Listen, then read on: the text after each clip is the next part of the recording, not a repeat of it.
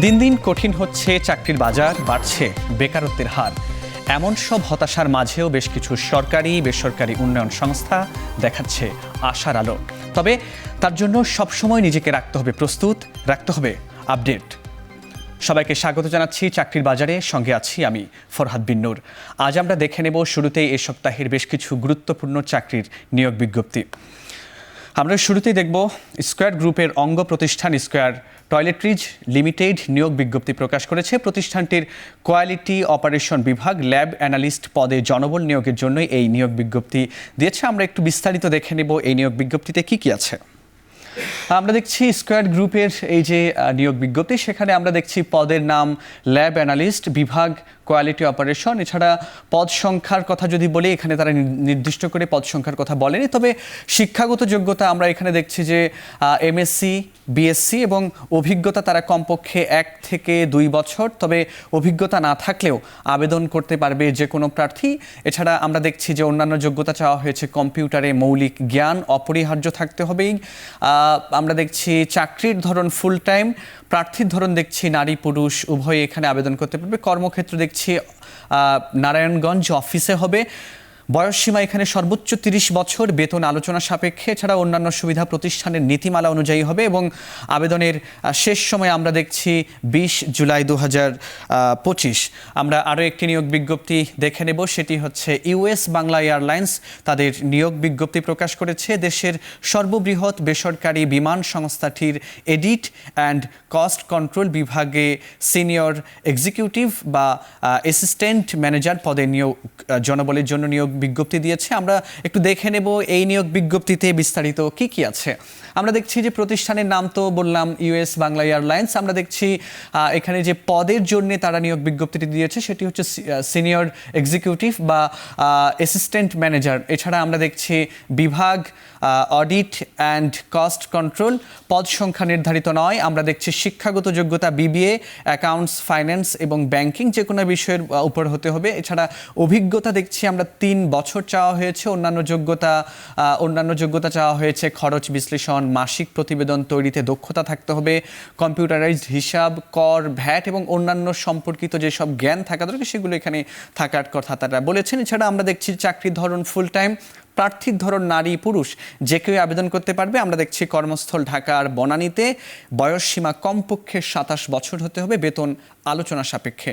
আমরা অন্যান্য সুবিধা দেখছি মোবাইল বিল, চিকিৎসা ভাতা, সাপ্তাহিক 2 দিন ছুটি, দুপুরের খাবার সুবিধা, প্রতি বছর বেতন পর্যালোচনা এবং বছরে 2টি বোনাস, উৎসব বোনাস থাকবে। এছাড়া আমরা দেখছি যে 31 জুলাই এই চাকরিতে আবেদনের শেষ সময়। আমরা আরও একটি চাকরির নিয়োগ বিজ্ঞপ্তি দেখব, সেটি হচ্ছে চাকরির আমরা দেখছি যে আরেকটি আকিজ বশির গ্রুপ, এটির আমরা নিয়োগ বিজ্ঞপ্তিটি দেখছি। এটিতে আমরা যেটি দেখব যে প্রতিষ্ঠানটির রিটেলস, রিওয়ার্ডস অ্যান্ড কমপ্লেন বিভাগ এক্সিকিউটিভ পদে জনবল নিয়োগের জন্য তারা এই নিয়োগ বিজ্ঞপ্তিটি দিয়েছে।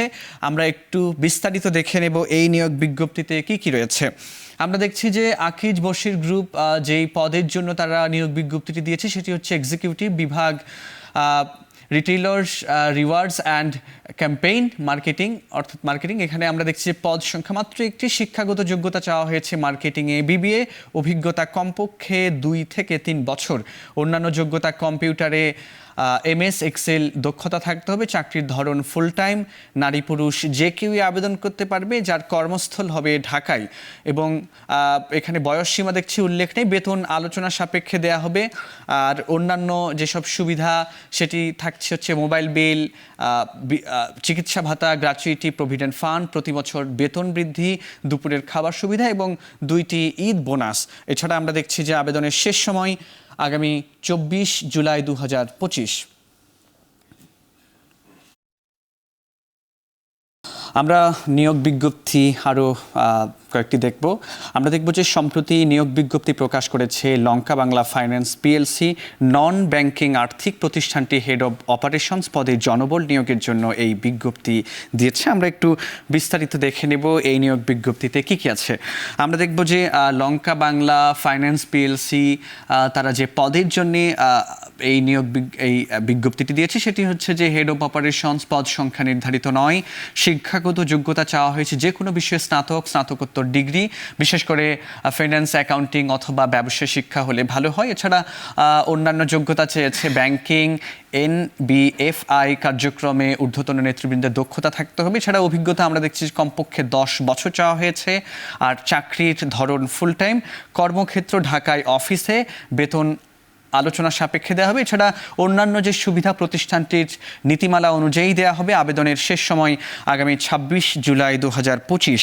আমরা আরও একটি নিয়োগ বিজ্ঞপ্তি দেখব। এবার দেখব প্রাইম ব্যাংক PLC নিয়োগ বিজ্ঞপ্তি প্রকাশ করেছে। বেসরকারি খাতের অন্যতম বাণিজ্যিক ব্যাংকটির প্রায়োরিটি ব্যাংকিং বিভাগ সেন্টার ম্যানেজার পদে একাধিক জনবল নিয়োগের জন্য এই বিজ্ঞপ্তি তারা দিয়েছে। আমরা একটু বিস্তারিত দেখে নেব এই নিয়োগ বিজ্ঞপ্তিতে কি কি আছে। আমরা দেখব প্রাইম ব্যাংক PLC যে পদের জন্য তারা আবেদন নিচ্ছে সেটি হচ্ছে সেন্টার ম্যানেজার। এছাড়া পদ সংখ্যা আমরা দেখছি নির্ধারিত নয়। শিক্ষাগত যোগ্যতা চাওয়া হয়েছে যে কোনো বিষয়ে স্নাতক ডিগ্রি, অন্যান্য যোগ্যতা ব্যাংকিং বা আর্থিক খাতে কাজের দক্ষতা থাকতে হবে, অভিজ্ঞতা কমপক্ষে 5 বছর এবং চাকরির ধরন আমরা দেখছি ফুল টাইম। এছাড়া কর্মক্ষেত্র আমরা দেখছি অফিসে হবে, সেটি চট্টগ্রামের অফিসে, ঢাকার অফিসে এবং সিলেটের অফিসে। আমরা প্রার্থীর ধরন দেখছি নারী পুরুষ যে কেউই আবেদন করতে পারবে। অন্যান্য সুবিধা ব্যাংকের নীতিমালা অনুযায়ী দেওয়া হবে। বয়স সীমা উল্লেখ নেই। আবেদনের শেষ সময় আমরা দেখছি আগামী 23 জুলাই 2025। আমরা সবশেষ আরও একটি চাকরির নিয়োগ বিজ্ঞপ্তি দেখে নেব। বেসরকারি সংস্থা সেভ দ্য চিলড্রেন জনবল নিয়োগের জন্য নিয়োগ বিজ্ঞপ্তি দিয়েছে। প্রতিষ্ঠানটি অফিসার পদে লোক নেবে। আমরা এটিরও বিস্তারিত কি কি আছে সেটি একটু দেখে নেব। আমরা দেখছি save the children officer social work পদের জন্য 2 জন জনবল নিয়োগ দেবে, যেখানে শিক্ষাগত যোগ্যতা চাওয়া হয়েছে সামাজিক বিজ্ঞান, বিজ্ঞান, উন্নয়ন অধ্যয়ন বা এ ধরনের বিষয়ে স্নাতক ডিগ্রি থাকতে হবে। এটি তারা অভিজ্ঞতা চেয়েছে। অন্যান্য যোগ্যতা যেটি চাওয়া হয়েছে সেটি হচ্ছে শিশু সুরক্ষার কাজে কমপক্ষে 2 বছরের অভিজ্ঞতা থাকতে হবে। কর্মস্থল আমরা দেখছি কক্সবাজারের টেকনাফ। চাকরির ধরন চুক্তিভিত্তিক 2025 সালের 31 ডিসেম্বর পর্যন্ত। আপনার যদি চাকরি হয় তাহলে আপনি এই চাকরিতে 2025 সালের 31 ডিসেম্বর পর্যন্ত এখানে করতে পারবেন চুক্তিভিত্তিক। এবং আবেদনের শেষ সময় আমরা দেখছি 14 জুলাই, অর্থাৎ আর মাত্র 2 দিন আছে। এই 2 দিনের মধ্যে আপনাকে আবেদন করতে হবে, 14 জুলাই 2025। দর্শক, চাকরির বাজারে প্রতি সপ্তাহে আমাদের সাথে নিয়মিত একজন অতিথি উপস্থিত থাকেন, যার মাধ্যমে চাকরির বিভিন্ন টিপস আমরা পেয়ে থাকি। চাকরির প্রার্থীরা যার মাধ্যমে উপকৃত হয়ে থাকেন। আজ আমাদের সাথে যুক্ত আছেন এডভান্টেক্স এশিয়া লিমিটেডের কান্ট্রি এডিটর ফেরদৌস ইসলাম। আমরা আজকে তার কাছ থেকে জেনে নেব চাকরির বিভিন্ন টিপস। ফেরদৌস ভাই, আপনাকে স্বাগতম আমাদের নিয়মিত যে সাপ্তাহিক প্রোগ্রাম চাকরির বাজারে। কেমন আছেন? আলহামদুলিল্লাহ ভালো আছি। আসসালামু আলাইকুম। ভালো আছি। ওয়ালাইকুম আসসালাম। আমরা আজকে একটু জানবো, একটু স্পেসিফিকভাবে আপনি যে সেক্টরে আছেন সেই সেক্টরটা নিয়েই আমরা একটু বিশেষ করে জানবো। আপনি তো আপনার প্রতিষ্ঠান এই যে বাইং হাউস এগুলো নিয়েই তো কাজ করেন আপনারা, এবং একটু বলবেন যে এই সেক্টরে আসলে এখন চাকরির পরিবেশটা কেমন আছে এবং চাকরি প্রার্থীদের জন্য কতটা এখন সুযোগ সুবিধা আছে। যদি বলি আমি ফার্স্ট অফ অল যদি বলি আমাদের দিক থেকে যে স্পেশালি যদি টেক্সটাইল ট্রেডে আমরা বলি it's getting opportunity bigger and bigger day by day. কারণ এখানে যদি বলতে হয় আমাদেরকে যে আমি আমার পার্সোনাল এক্সপিরিয়েন্স থেকে বলি, আমরা যদি মান্থে আমি যদি দেখি we are getting a lot of enquiries from Europe থেকে, USA থেকে। তো রিজনটা একটা কি, যে প্রসারটা কেন বাড়তেছে, সম্ভাবনাটা কেন বাড়ছে, বিকজ অফ আপনি রিসেন্টলি জানেন মনে হয় যে USA-র একটা ট্যাক্সের ইস্যুটা সারা বাংলাদেশে, কিন্তু সারা অলডে বাংলাদেশে আমাদের রিসেন্টলি ফাইন্যান্স যে অ্যাডভাইজার আছে উনি গেছে, নেগোশিয়েট চলতেছে যে ট্যাক্সের একটা ট্যারিফ নিয়ে। তো এখানে কিন্তু বিশাল একটা পোর্শন, যেটা আমি কথা হচ্ছিল যে আমাদের চায়না কিন্তু ফার্স্ট এই টেক্সটাইলের মধ্যে, সেকেন্ড কিন্তু বাংলাদেশ। সো চায়নাতে US-এর যে পোর্শনটা যেটা ইম্পোজ করছে, সেকেন্ড কিন্তু বাংলাদেশ সুযোগ আছে যে বিশাল একটা পোর্শন কিন্তু US-এর অর্ডারগুলো বাংলাদেশে আসে ইনস্টেড অফ চায়না। তো এই দিক থেকে যদি আমরা চিন্তা করি, বিশাল একটা ভাস্ট এরিয়া হলো আমাদের বাংলাদেশের সম্ভাবনা। সো সম্ভাবনা আমি যদি বলি ব্যাপক আকারে আমাদের দেশে আছে, কিন্তু সম্ভাবনাটাকে আমরা কিভাবে রূপান্তরিত করব এই চাকরি সেক্টরে যারা জব শিকার আছে, এটা আমাদের পরিবেশটা আমাদেরকে তৈরি করতে হবে। আমি যদি বলি এক কথায় ব্যাপক সম্ভাবনা আমাদের সামনের দিকে, আমার এক্সপিরিয়েন্স থেকে গত 1 মাসে আমি যেটা দেখছি। আচ্ছা, কিন্তু এখানে এই এই যে এই সেক্টরে আপনারা তো জনবল নিয়োগ দেন, জি। সেখানে জনবল নিয়োগের ক্ষেত্রে আমরা দেখছি যে আপনি বলছেন যে ব্যাপক সম্ভাবনার একটা জায়গা তৈরি হয়েছে। জায়গা তৈরি হলো, কিন্তু সেই জায়গায় যোগ্য লোক কি আপনারা পাচ্ছেন এবং কতটুকু পাচ্ছেন সেটা নিয়ে যদি একটু বলতেন। Very interesting question. আসলে আমরা যদি বলি আমাদের দিক থেকে, দেখেন আমি যদি বলি যে আমরা basically buying company, international buying company, আমাদের দিক থেকে যদি বলি যে বর্তমানে আমরা যে ধরনের ক্রাইটেরিয়া, যে ধরনের আমাদের কিন্তু দেশে মেধা অনেক, কিন্তু মেধাকে যদি আমরা শক্তিতে রূপান্তরিত না করি, সম্ভাবনাময় যদি রূপান্তরিত না করি, তাহলে কিন্তু আমরা ওই জায়গাতে আমাদের লক্ষ্যতে পৌঁছাতে পারবো না। আমাদের চিন্তাভাবনা বর্তমানে হলো যে আমরা এই জায়গাগুলো, এই সম্ভাবনাগুলোকে কীভাবে ইউজ করব। কিছুক্ষণ আগে যখন আপনার সাথে কথা বলছিলাম যে আমাদের ইউনিভার্সিটি, আমাদের যারা অ্যাসোসিয়েশন, যারা টেক্সটাইলে, আমাদের যারা ফ্যাক্টরি, আমাদের মতো বাইং কোম্পানি যারা চালায়, বায়ার্স যারা চালায়, এদেরকে সম্বলিত একটা প্রচেষ্টা তৈরি করতে হবে। শুধুমাত্র আমি বলবো শুধু জব সিকারদের দোষ, সেটাও না, তাদের দিক থেকে একটা ড্রাইভ দিতে হবে, ইভেন ইনস্টিটিউটগুলো থেকে একটা ড্রাইভ দিতে হবে। আমি যদি কয়েকটা মেনশন করি, আজকে ধরেন আমাদের ইন্টারন্যাশনাল প্ল্যাটফর্মে আমাদের যে কমিউনিকেশন স্কিলটা ইন্টারন্যাশনাল প্ল্যাটফর্মে অভাবে নাই। আপনার বাংলাদেশের সম্ভাবনা প্রচুর, কিন্তু সম্ভাবনাটাকে যদি আমাদের বাঙালি, আমরা যদি দেশের যারা সম্পদ, যারা জব শেয়ার, তারা যদি ব্যবহার না করতে পারে, এটা কিন্তু বাইরের মানুষ ব্যবহার করবে, এটা খুব স্বাভাবিক কথা। দেশে কিন্তু অর্ডার আসবে, শিপমেন্ট যাবে, কোয়ালিটি যাবে, কিন্তু স্টিল আমাদের বাংলাদেশের লোকজন কিন্তু তারা জব সার্চ করতেছে। এই জায়গাতে যদি বলি আমি যে আপনাদের ইন্টারন্যাশনাল যেগুলো প্ল্যাটফর্ম আমাদের আছে, আমাদের লোকালি যেটা আছে ইউনিভার্সিটিগুলো, ইনস্টিটিউট, ইভেন টেক্সটাইল ইন্ডাস্ট্রি যারা আছে, ইভেন আমাদের মতো কোম্পানিগুলো আছে, এগুলো আমাদের নিজস্ব কিছু রিসার্চ সেন্টার করতে হবে, যে এডুকেশন বেস, যে কমিউনিকেশনটা, যেটা ইন্টারনালি কমিউনিকেশন আমরা ফাইট করতেছি।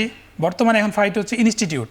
আজকে বুয়েটের তারপরে যদি বলি আমি বুটেক্স, তারপরে কি বলে বিভিন্ন পাবলিক ইউনিভার্সিটি, রুয়েট, কুয়েট, চুয়েট বা ঢাকা ইউনিভার্সিটি, প্রাইভেট ইউনিভার্সিটি, এগুলোর মধ্যে ইন্ডিভিজুয়াল সবাই নিজে বড় হতে চায়, সবাই নিজের পারফরমেন্স, কিন্তু আমরা যখন বাইরে পড়ালেখা করছি কী করছি, এক্সচেঞ্জ প্রোগ্রামগুলো থাকে, এক ইউনিভার্সিটি 2টা সেমিস্টার অন্য ইউনিভার্সিটি কম্পিটিশন, তাহলে কি একটা টিম ওয়ার্ক হয়, যেটা আমাদের দেশে কিন্তু হয় না।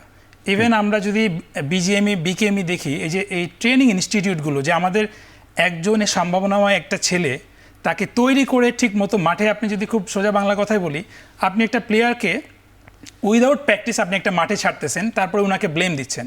অফকোর্স তার জায়গা থেকে সে এনশিওর করতে হবে, সে ভালো খেলতে হবে, কিন্তু মাঠটাও তো আপনাকে ঠিক রাখতে হবে। একদম। আমরা কিন্তু মাঠটাও ঠিক করি না, ইভেন কিন্তু আমরা একে অন্যকে ব্লেম দিই। আমাদের ফাইট করতে হবে দেশের ইকোনমি কীভাবে আনতে হবে, আমাদের ছেলেপেলেকে কীভাবে আগামীতে দৌড়গুলোয় কম্পিটিশনের মধ্যে আনতে হবে। একদম। আমাদের বাইরের লোকরা যে আমাদের দেশে এসে পারফর্ম করছে, কিন্তু আমাদের দেশের লোকরা, আমাদের দেশের ভাই বোনরা বা আমাদের দেশের যারা স্টাফ বা যারা এমপ্লয়ি বলবো, তারা কিন্তু জব পাচ্ছে না।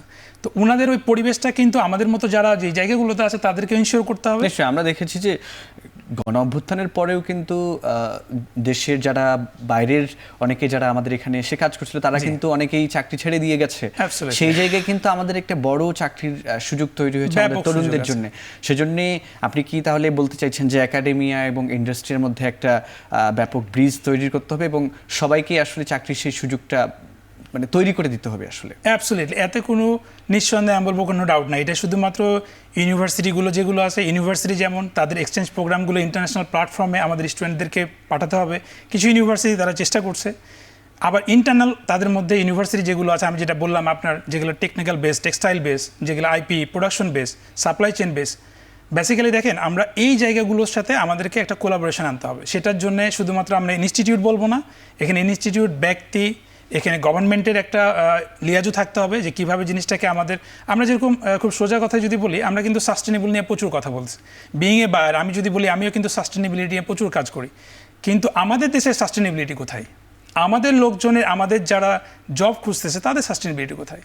তো এই সাস্টেনেবিলিটি ডেভেলপমেন্ট আমাদের কন্টিনিউ একটা স্ট্যান্ড বাই একটা পর্যায়ে নিয়ে যেতে হবে আমাদের। কিন্তু আপনি দেখেন আমাদের মতো টেক্সটাইল, এগ্রিকালচারের পরে যদি আমরা বলি, textile is the biggest vast area. Bangladesh কিন্তু এখন ইন্ডাস্ট্রিয়াল বেস কান্ট্রি তৈরি করতে হবে, কিন্তু এটার জন্য কিন্তু হাতে কয়েকটা রিসার্চ সেন্টার আছে, কিন্তু ওভাবে রিসার্চ সেন্টার, ট্রেনিং সেন্টার, কারণ একটা ফ্যাক্টরি কিন্তু একটা ইনস্টিটিউট, সেখানে কিন্তু তারা সর্বোচ্চ চেষ্টা করছে, কিন্তু তাদের সাথে যদি ইউনিভার্সিটি বা গভর্নমেন্ট যদি একটু লিয়াজু একটা রিসার্চ সেন্টার বা রিসার্চ ট্রেনিং সেন্টার, যে গ্যাপটা তৈরি করবে যে আমাদের ছেলেপেলেরা, বাইরের ছেলেপেলেরা কেন কম্পিটিশন করতে পারছে, আমাদের ছেলেপেলেরা কেন পারতেছে না, আমাদের ছেলেপেলেরা বোবা হয়ে আছে, এটা চিহ্নিত করতে হবে। এই চিহ্নিত করে শর্ট আউট করে কিভাবে এক্সিকিউট করা যায়, এটা প্রপার প্ল্যানিং ইভ্যালুয়েশন থাকতে হবে। বাট নিশ্চয়ই আমি যদি মোটা দাগে একটু বলি, এটা কিন্তু হঠাৎ করে একটা কনফারেন্স বা একটা সেমিনার না, এটা প্রজেক্ট হিসাবে নিতে হবে, যেটা তাহলে আমাদের মান্থলি যদি বলি যে গত মাসে এই মাসে প্রত্যেকটা মান্থ প্রত্যেকটা উইকলি ঠিক লাইক ট্রেনিং পিরিয়ডের মতো আনটিল নট ইনশিওর এই জায়গাটাকে সবাইকে মিলে আমরা ঐক্যবদ্ধভাবে কাজ করতে হবে। আমরা আরেকটা বিষয় নিয়ে একটু শেষ করব, খুব ছোট্ট করে এটা নিয়ে বলবো। আমরা দেখলাম যে সম্প্রতি মার্কিন প্রেসিডেন্ট ডোনাল্ড ট্রাম্প তিনি কিন্তু শুল্ক আরোপ বিভিন্ন দেশের উপর করেছেন, বাংলাদেশের উপর সেখানে 2% কমিয়ে এখন 35% করা হয়েছে। যদিও এটা কিন্তু আমাদের জন্য অনেক বেশি, কারণ আমাদের দেশের বড় বাজার হচ্ছে কিন্তু আমেরিকা। সেখানে এই যে শুল্ক আরোপটা হলো এত বেশি, এটা কি কোনো আমাদের প্রভাব ফেলবে চাকরির বাজারে এই সেক্টরে? এবং যদি প্রভাব ফেলে সেটা কি ইতিবাচক নাকি নেতিবাচক, করণীয় কি, ছোট্ট করে আমাদেরকে একটু বলুন। দেখেন, একটা জিনিসের প্রত্যেকটা জিনিস প্রস অ্যান্ড কনস আছে। আমরা যদি বলি যে মার্কিন ডোনাল্ড ট্রাম্প সেই প্রত্যেকটা দেশেই কিন্তু তার বিজনেস পলিসি হোক, স্ট্র্যাটেজি হোক, ক্রিজ হোক, প্রত্যেকটা জায়গাতে কিন্তু ট্যাক্স ইম্পোর্ট ট্যারিফ যেটা আপনার বসাচ্ছে। আমরা যদি বলি, আমি যতটুকু জানি এখন পর্যন্ত 100% শিওর হয় না, একটা নেগোসিয়েশনের মধ্যে আছে। আমাদের বাংলাদেশি টিম যারা জ্বালানি আমাদের উপদেষ্টা পরিষদ তারা গেছে, তারা একটা নেগোসিয়েট পর্যায়ে গেছে। আমার মনে হয় এই জিনিসটা আরও একটু কমে আসবে। বাট তারপরেও বলবো যে আমাদের বাংলাদেশের সাথে পার্শ্ববর্তী দেশ আপনার ইন্ডিয়া, পাকিস্তান, ভিয়েতনাম, এদেরও একটা ট্যাক্সের একটা বিষয় আছে, কত ট্যারিফ তাদের উপরে মানে এক্সপোর্ট মানে করতেছে, মানে দিচ্ছে তাদেরকে। বাট এই জায়গাটাতে বিষয়টা হলো যে হয়তোবা এটা একটা পর্যায়ে ডিসলভ হয়ে যাবে 1 বছর 2 বছর পরে, কিন্তু আপনাকে গ্লোবাল ওয়েতে ভাবতে হবে, এটা কম্পিটিশন। আমাদের এই জায়গাটাকে ওনারা যেটাই ইম্পোজ করুক না, কারণ আমাদের প্রোডাক্টিভিটি, আমাদের কেপিআই, আমাদের ইফিসিয়েন্সি বাড়াতে হবে। কারণ কেউ না কেউ এই জায়গাটা করবেই, হয় বাংলাদেশ করবে, নাহলে পাকিস্তান করবে, নাহলে ইন্ডিয়া করবে। কিন্তু যে ভালো করবে অফকোর্স সে কিন্তু চলে আসবে। এখানে গভর্নমেন্টকে অনেক ভালো মতো স্ট্রংলি নেগোসিয়েশন আসতে হবে। গভর্নমেন্টের সাথে যারা কাজ করছে, যারা আমাদের মতো যারা বিভিন্ন এন্টারপ্রেনারের দায়িত্বে আছে বা যারা এমপ্লয় আছে, মানে এটা হলো আসলে ইন্ডিভিজুয়াল কারো যুদ্ধ না, এটা সবাইকে মিলে আমাদেরকে আগাতে হবে। তাহলে আমরা দেশের ইকোনমি, আমরা এখনও বলি চায়নার পরে আমরা সেকেন্ড লার্জেস্ট এক্সপোর্ট কান্ট্রি যদি বলি টু টেক্সটাইল, এই জায়গাটা রিকভার করার সুযোগ আছে। আর সম্ভাবনা আমরা বলবো, বাংলাদেশের মানুষ অলওয়েজ সম্ভাবনার দেশ, কিন্তু আপনার সম্ভাবনা এই যে মেধাটাকে সফলভাবে ইউজ করার জন্য আমাদের সবাইকে এগিয়ে গিয়ে কাজ করতে হবে, এর কোনো বিকল্প নাই। বাট অফকোর্স আমরা বাঙালি জাতি হিসেবে আমাদের এটা সম্ভব। আমি যদি বলি থ্যাংক ইউ ভাই, এতক্ষণ সাথে থাকার জন্য সবাইকে অসংখ্য ধন্যবাদ। দেখা হবে পরবর্তী সপ্তাহে। তবে আপনার কোম্পানির যে কোনো নিয়োগ বিজ্ঞপ্তি প্রচারের জন্য আমাদের সাথে যোগাযোগ করুন, এবং যারা চাকরির জন্য আবেদন করতে চাচ্ছেন তারাও আমাদের ইমেইলে আপনার সিভি পাঠিয়ে রাখতে পারেন। আপনার কোম্পানি বা প্রতিষ্ঠানের নিয়োগ বিজ্ঞপ্তি এবং সিভি পাঠানোর ঠিকানা চাকরির বাজার @এখন.tv। শেষ করছি চাকরির বাজার। এখন টেলিভিশন ওয়েবসাইটে দেখতে ভিজিট করুন www.এখন.tv। এছাড়া ফেসবুকে দেখতে ভিজিট করুন facebook.com/tv.এখন, এবং ইউটিউবে দেখতে ভিজিট করুন youtube.com/t/echontv।